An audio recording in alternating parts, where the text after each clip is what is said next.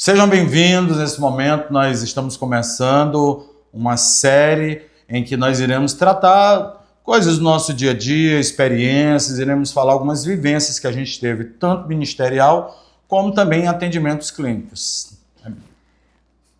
Eu acho muito importante a gente falar assim primeiro do que a gente viveu, do que nós passamos. Por quê?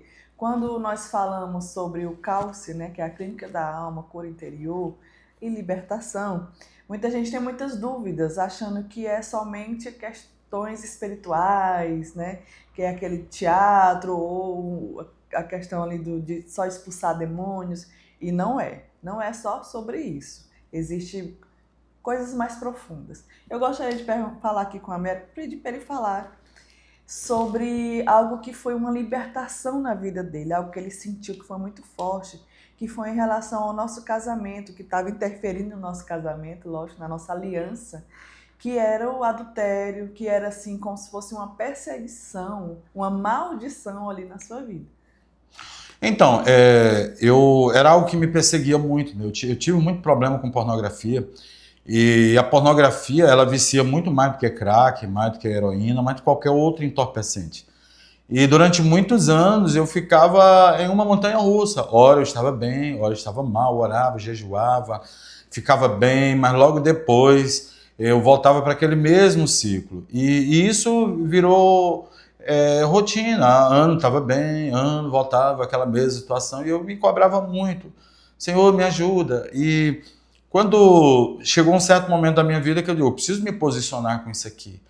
E eu sentia aquele peso de muitos olhares, às vezes ficava trocando olhares, e era algo que eu não queria fazer. Né? Então eu tomei uma decisão, vou jejuar, vou orar, vou pedir que o Espírito Santo me revele. Só Deus para chegar nesse lugar onde eu não tenho entendimento.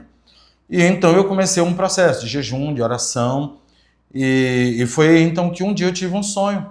Eu tive um sonho, nesse sonho, né, o Espírito Santo chegava para mim e falava, olha, Américo, você está orando e você quer saber o que aconteceu, por que tanta essa perseguição, essa influência. E foi aí então que ele me levava até uma roda de mesa e estava lá meu bisavô e chamava, Américo, você quer saber por que essa perseguição aqui? Fui eu. Tá aqui, tá vendo esse monte de mulheres aqui, essa roda de bebida aqui, fui eu que abri essa porta. Se era isso que você queria saber, está aqui para você ver. Então eu via um monte de mulheres. A quarta geração, né, ali? Quarta geração, né, que era meu bisavô. E interessante, José, que quando a Bíblia fala sobre a maldição visita dos pais aos filhos até a terceira e quarta geração, não quer dizer que é só até ali. Quer dizer que o quê? Que ali é uma questão de olhar até onde... Eu conheci meus bisavós, mas muita gente não conheceu. Então imagine só, meu bisavô, meu avô, meu pai e eu, eram 4 gerações ali. E sofria com essa situação. Que sofria e era vencido, então eu precisava me desvencilhar. Aquilo ali era um gigante dentro de mim. Mas como vencer aquilo que eu não sei? A ciência fala que o trauma vai 8 gerações, né, Josinha? Acompanha 8 gerações um trauma. Só que a Bíblia está falando que as maldições hereditárias elas são infinitamente e vão descendo em escalas. E se eu não olhar para isso aí, eu vou acabar vivendo ciclos e ciclos. Se eu não vencer aqui, a próxima geração vai pagar. Então foi aí que depois desse sonho eu conversei com a Josane e glória a Deus porque ela me entendeu, me ajudou em oração e é muito bom o casal quando ele se alinha. E eu pedi ajuda nisso. Eu falei para ela que todas as vezes que eu me sentisse tentado, eu iria pedir que ela orasse por mim, que a gente estivesse junto. E eu, a princípio, eu fiquei assim meio receoso, né? Porque, poxa, você vai chegar para sua esposa e dizer que está sendo tentado, está passando por uma tentação. O que ela vai pensar? Vai ficar igual a polícia em cima de você, ele policiando muito. Mas não, na realidade, isso me ajudou. Eu acredito que é um sinal de maturidade muito grande de uma mulher, e isso mostra a espiritualidade também, revela. E a libertação não é o quanto eu faço um exorcismo e tiro o diabo de mim, mas é o quanto Deus tem de mim, o quanto eu trago Deus para a minha vida. Por quê? E foi a partir daí, com essa nossa conexão, essa parceria do casal, que eu decidi, nós fizemos um jejum, e eu marquei um dia para fazer renúncias com a minha família, e naquele dia foi um dia que a gente passou a tarde, eu convidei um amigo meu, que era um amigo de oração, que a gente subia para o monte, sempre estava orando junto, que era o Mário, E Deus usava muito, eu usava, não uso ele muito em revelação, e naquela época, quando eu não falei para ele o que era, só que a gente ia fazer algumas orações fortes, e naquele momento a gente começou a orar, e quando eu comecei a fazer as renúncias, falando de gerações e gerações, e comecei a dar nome, e listei tudo aquilo ali, que a gente terminou a oração, eu senti literalmente aqui, muitas coisas saindo de dentro de mim. Eu senti um alívio em mim. E o Mário olhou para mim e disse assim, pastor, quando eu olhei para eu já era pastor nessa época, quando eu olhei para você, eu vi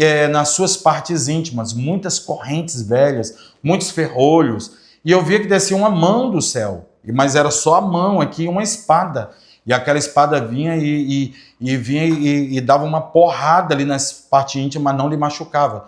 E todas aquelas correntes caíam, quebravam, e o seu corpo recebia muita luz. E eu via você recebendo assim, nos seus ombros, como se fosse condecorações, medalhas. E eu via você vestido em uma nova roupa, como se você fosse uma autoridade militar, como se você tivesse patentes. E isso realmente foi algo muito forte, porque aí então começa o meu processo de libertação. E eu aprendi uma coisa, eu aprendi que é melhor confessar uma intenção de pecado do que confessar um pecado. Né? Então, quando eu trago para a luz uma intenção, algo que eu fui assediado ali, ou que passou um flerte na minha mente, um pensamento intrusivo, eu tenho a capacidade de trazer para a luz e o diabo perde o poder. Então, libertação, ela está mais sobre você olhar para áreas na sua vida que tem vivenciado há muito tempo. E de que maneira eu vou enfrentar isso? De que maneira eu vou olhar para isso? E isso fez com que a minha vida, o meu casamento, o meu relacionamento mudasse. Porque também por trás disso aí tinha muitos julgamentos com o meu pai. E eu tive que mudar, ressignificar a imagem que eu tinha do meu pai. E eu quero dizer uma coisa para você, quem não perdoa repete, né, Josiane? Sim.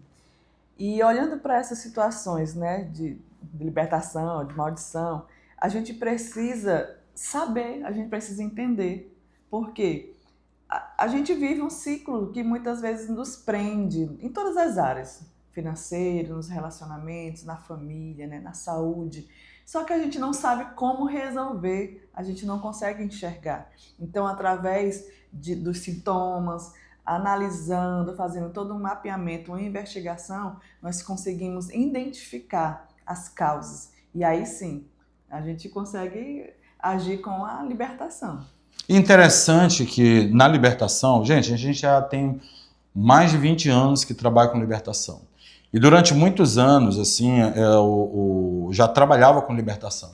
E 2007 foi um ano assim que mudou nossa história, porque em 2007 nós conhecemos a IFOL, e a partir da IFOL nós conhecemos o pastor Cote, conhecemos Neuza Itioque, grandes líderes dessa nação, que fizeram uma grande diferença na nossa vida, e conhecemos também o pastor Nonato, a Igreja Nova Aliança, onde se tornou nossa casa logo depois, onde nós fomos acolhidos e passamos 17 anos recebendo cobertura, alimento, recebendo cuidados, e lá nós aprendemos muito, porque foi onde nós mergulhamos em escolas de libertação, onde o nosso caráter realmente foi moldado, onde nós começamos a trazer tudo para a luz, e o que mais assim me preocupa hoje não é uma criança que tem medo de escuro, mas é um adulto que tem medo de viver na luz, porque viver na luz é um estilo de vida, né?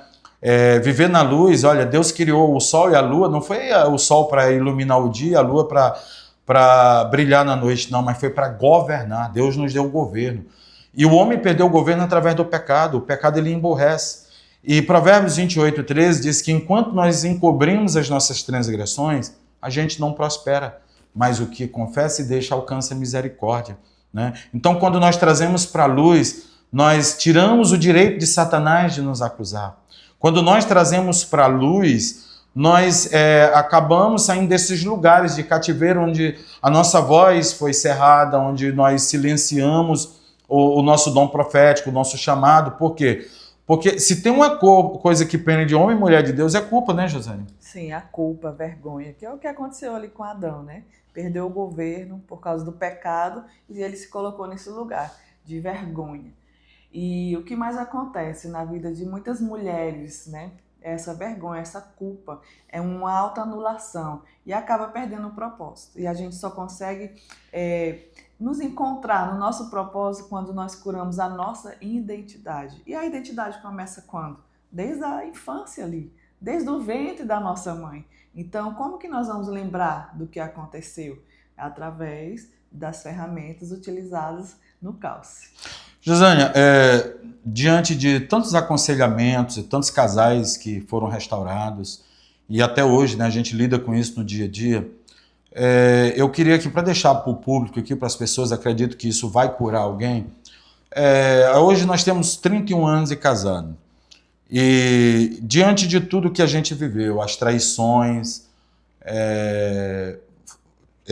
como que você olha para isso? É possível restaurar um casamento? Hoje você se sente uma mulher curada? Você já ressignificou isso aí? Como que você olhou para essas dores? Né? E qual a responsabilidade que você tinha também diante dessas traições que eu cometi lá atrás? Foi muitas perguntas, né? Tem que listar aí, responder uma de cada vez. Então, assim, não é fácil, não foi fácil. Eu entendo quando as mulheres são traídas, eu sei, eu já passei por isso, a dor é uma dor muito grande. Só que a gente pode fazer escolhas. E eu fiz a escolha de confiar no Senhor e me permitir passar por isso para poder crescer, aprender também. Foi um momento onde eu mais tive comunhão com o Senhor, onde eu aprendi, né, ver Deus como Pai, ter essa intimidade com Deus. E eu pedi para o Senhor, fiz um propósito com Ele para que o Senhor tratasse na vida do meu esposo, mas só que eu teria que soltar o controle. Eu teria que confiar em Deus. E eu vou falar, acho que foi a parte mais difícil, porque a vontade que dá, né, é de ir lá, de fazer acontecer, de brigar, de colocar para fora aquela dor. Só que o que eu entendi? Que aquela dor era da minha criança, era do que eu já carregava de rejeição, de memória de abandono, e eu precisava curar essas memórias, porque senão eu ia passar a vida repetindo isso, né, entrando nesse padrão, nesse ciclo. E o que é que eu poderia falar? Qual foi a outra pergunta mesmo? Sobre se você tinha alguma responsabilidade. Até é bom falar sobre isso aqui, que diz assim, poxa, o cara trai e ela tem responsabilidade sobre a traição que ele cometeu? Ah, tá. Porque assim, hoje a gente entende, né, através de estudando muito conhecimento, graças a Deus, que a mulher ela tem 50% e o homem tem 50% dentro de uma separação, né, ali da família. Por quê? Não estou querendo colocar, tirar a responsabilidade dele. Ele teve a culpa dele. Mas eu, inconscientemente, eu não estava no meu lugar de esposa. Eu estava no lugar de filha. Por quê? Porque eu já carregava uma carência, a falta do pai. E ali, inconscientemente, eu fui buscar esse pai no meu esposo. E a família fica disfuncional. A família, ela lá na frente, ela vai ser quebrada, ela vai ser rompida. Então, o que mais acontece hoje são famílias disfuncionais, onde a esposa quer ser mãe do marido, o marido quer ser filho, ou então vice-versa, os filhos vão ser os pais. Então, está tudo em desordem. E nós acreditamos que o nosso Deus é um Deus de ordem. E quando há ordem, tudo fica mais leve, tudo fica, né, em paz, tudo prospera. E interessante é que quando a gente fala de ordem, o casamento ele tem ordem, né? A família ela é como se fosse uma engrenagem de um carro, né? Que tem vários componentes, uma engrenagem maior, uma intermediária e uma menor, mas que em uma sincronia dentro da sua funcionalidade a família ela funciona perfeitamente. Então, função pai, função mãe, função casal, os filhos. Quando o casal ele está bem alinhado, tem missão de casal, noção de vida, porque os vínculos que a gente estabelece com a família, isso tem muito a ver com o relacionamento do casal. Por exemplo, o homem na relação, o pai, ele é o que encoraja, é o que incentiva os filhos a olhar para a vida com um olhar desafiador, que afirma a feminilidade da menina e a masculinidade do menino. Quem afirma é o pai, não é a figura da mãe. Apesar da mãe ser essa referência feminina, que é mais nutrição, é mais didática, é mais cuidado ali, mas o pai é quem traz essa afirmação. Os limites que o pai impõe E isso faz com que? Com que as escolhas morais dos filhos sejam estabelecidas. Então, as escolhas morais que eu vou escolher para a minha vida, isso tem muito a ver sobre o meu relacionamento com o meu pai. Então, um casal bem alinhado, uma família curada, bem estruturada, vai gerar filhos saudáveis, e uma família ferida vai gerar filhos doentes. Exatamente. E falando em filhos, meu Deus, o que mais a gente também tem escutado, tem trabalhado, são com famílias, com os filhos totalmente doentes, feridos. E aí, assim, acontece de chegar, trata aqui meu filho. Só que o filho, ele absorve dos pais. O filho ali é como uma esponja, ele está absorvendo tudo. Tem pais que falam, mas a gente não briga na frente dos filhos, mas só ele está ali participando, ele está ali dentro da casa, ele absorve sim. Então, o filho é uma extensão dos pais. Então, nós precisamos o quê? Falar sobre isso também. Quanto mais eu me curo, quanto mais o Américo se cura, as nossas filhas são curadas. Imediatamente. É algo assim tão tremendo isso que a gente viu isso acontecer também na nossa casa. Quando eu fiz um movimento da mudança de ir para o meu lugar de esposa, de mãe, e ele também, né, na sua responsabilidade, a gente viu as nossas filhas se alinhando ali. E interessante nisso é que o pai, no caso os pais, eles são modelos. A maior pregação da vida de uma pessoa não é o que ela fala, mas é o comportamento, o testemunho de vida. Porque quantas pessoas hoje em que se diz cristã que não dão exemplo? Quando a Bíblia diz assim, instrui a criança no caminho que deva andar para que quando crescer não se desvie dele, está falando de performance, de modelagem, está falando o quê? Que o meu exemplo, o meu comportamento é que vai induzir os meus filhos a fazerem. E eu lembro que as nossas filhas, quando eram adolescentes, né, eu fiz um jejum de 100 dias, de 18 horas até o meio-dia do outro dia. E a Érica, mas a Petrus, que elas chegaram, papai, nós podemos fazer esse jejum com você? E eu fiquei surpreso, porque assim, poxa, elas eram duas adolescentes. E aquilo foi muito marcante comigo, porque eu me emociono muito quando eu paro para pensar nisso, porque um pai, quando vê os filhos assim, olhando para Deus, assim, olhar o modelo do pai, ver o pai orando, chorando na presença de Deus, isso é muito marcante para os filhos. Isso constrói essa identidade divina, porque o pai é a representação de Deus. Se Deus me confiou filhos, o meu relacionamento com ele vai refletir no relacionamento dos meus filhos. E aí, então, eu vejo hoje a vida das nossas filhas, como que é. Nós temos a nossa filha caçula, que é a Valentina, todos os dias pela manhã. A gente faz um devocional, ela acorda às 6 da manhã, às 6h30 a gente já está lendo a Bíblia.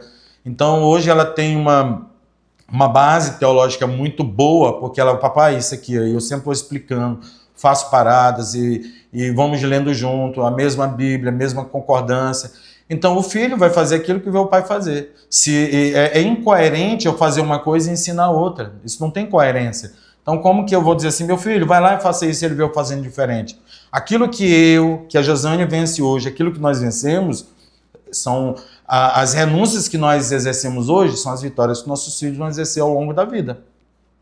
Exatamente. Nós carregamos, cada um de nós carregamos uma criança, a nossa criança. E o que mais eu vejo acontecer são os casais que o cônjuge é o que mais trata a gente, né? É o que mais é a área que é mais tratado. Deixa eu voltar aqui. O que eu mais vejo são os casais que brigam bastante, entram até, né, no divórcio, separação, mas não tem noção de como a criança de cada um é que está ali governando, interagindo, é quem está mandando ali na situação. Né? O cônjuge é o que mais acessa as dores ali. Tipo, o meu esposo, ele vai acessar muitas memórias minhas ali de quando eu era criança. E se eu não entender sobre isso, se eu não saber regular as minhas emoções, eu vou ficar ferida. Da mesma forma, eu vou estar acessando muito ali as dores dele, da criança dele. Então, o casal, ele precisa, cada um, cuidar da sua criança interior. Porque senão vai viver sempre em brigas, discussões, divórcios. E vai outra coisa. Vou mudar de casa, vou mudar de parceiro aqui. Vai mudar só o CPF. porque existe um padrão ali que a criança aprendeu. Interessante essa interação com a criança, né, Josiane? Porque eu tinha um ciúme inexplicável. Um ciúme, eu via piolho em cabeça de cavalo, né? E uma pessoa, quando ela é ciumenta, ela carrega uma insegurança, ou inseguranças, né?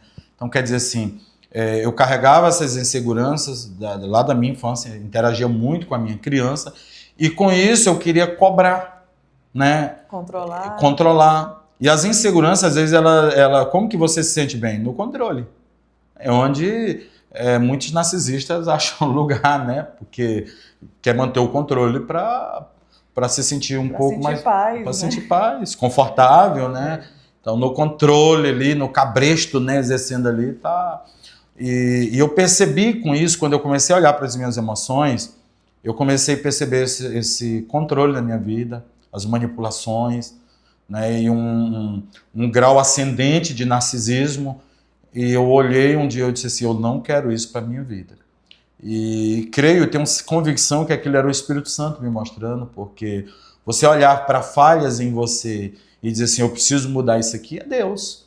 A gente tem que ter humildade para assumir realmente aquilo que somos e que precisamos mudar, discutir a relação, o casal, eu e a Josiane, quando um não gosta de algo, amor, você me desculpa, você me ofendeu naquilo ali, eu não gostei, e ela, olha, me desculpa, tudo bem, da mesma forma sou eu, também eu ouço ela, porque o casal, às vezes, ele tem um atritozinho ali, mas ele precisa ouvir o outro quando ele reclama. Então, assim, eu fui reclamado, eu preciso assumir a postura, ter humildade, não, tudo bem, me desculpa, onde foi que eu errei? Tá, tudo bem, vou me esforçar para não errar mais aqui.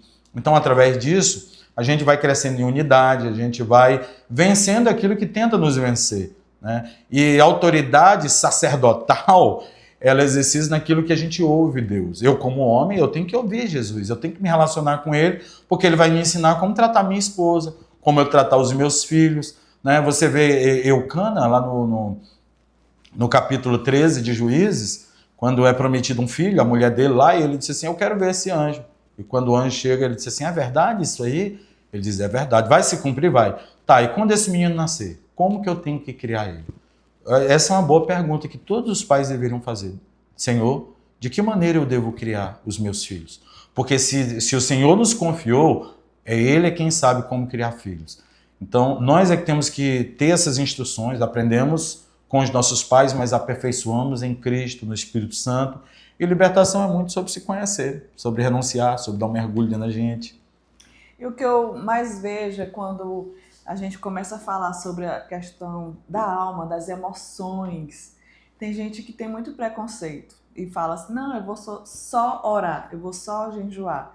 Mas e aí? Você orando e jejuando, e Deus pegar e te conduzir a um profissional que vai te ajudar a ver esses pontos cegos. Aí você resiste. Como que faz? Porque nós vamos ali atrás de um oftalmologista para olhar, né, a visão, o cardiologista, o coração, mas quando se trata da alma, existem profissionais sim, que estão qualificados e têm ferramentas para te ajudar. Só que existe também o quê? A psicanálise fala das resistências inconscientes. São inconscientes, então existe uma resistência e a gente acaba parada nessa resistência. Então, é necessário fazer um enfrentamento de ir, não, eu vou olhar aqui para as minhas emoções. As emoções aqui estão somatizando doenças no meu corpo, porque o nosso corpo ele é o nosso veículo, né? E que carrega a alma e o espírito, que precisa ser cuidado, sim. Bom, gente, a gente vai ficando por aqui. Se esse conteúdo fez sentido para você, dá um joinha aqui, clica aqui, compartilha, envie para alguém que você ama e já fique de olho no próximo episódio, porque tem muita coisa boa chegando aí.